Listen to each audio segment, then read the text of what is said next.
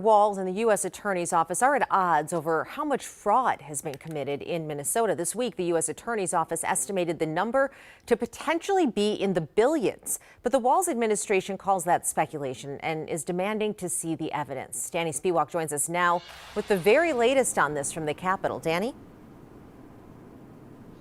Well, today at the Capitol, Governor Walz accused the local U.S. Attorney's Office of potentially taking orders from the Trump administration and D.C. He said they were sensationalizing the issue and said he hasn't seen evidence to back up their claims of the fraud totals that they gave yesterday.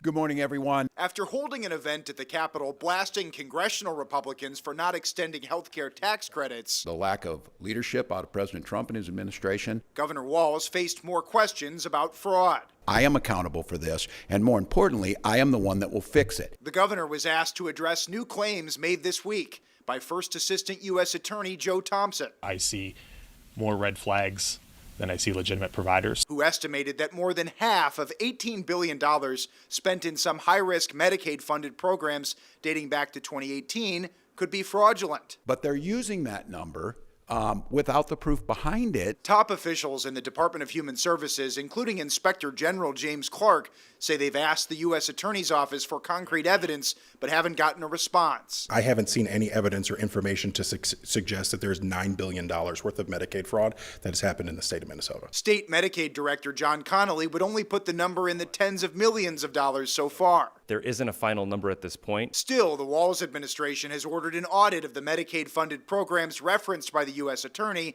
and shut down the Housing Stabilization Services program in the wake of a KARE 11 investigation. Meanwhile, the topic has become explosive politically, with the Trump administration threatening to revoke Medicaid funding to Minnesota. Our message to Walz is clear.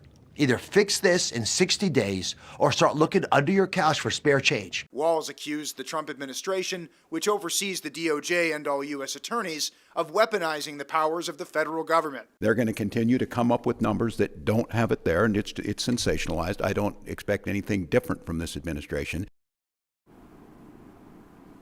We did reach out to the U.S. Attorney's Office for the District of Minnesota for their response to the comments from Walz and DHS officials today. They didn't provide any more evidence necessarily from the figures they came up with and gave yesterday, but they said they will continue to remain transparent with the public about the magnitude of the fraud problem in the state of Minnesota. Back to you. All right, Danny, thank you.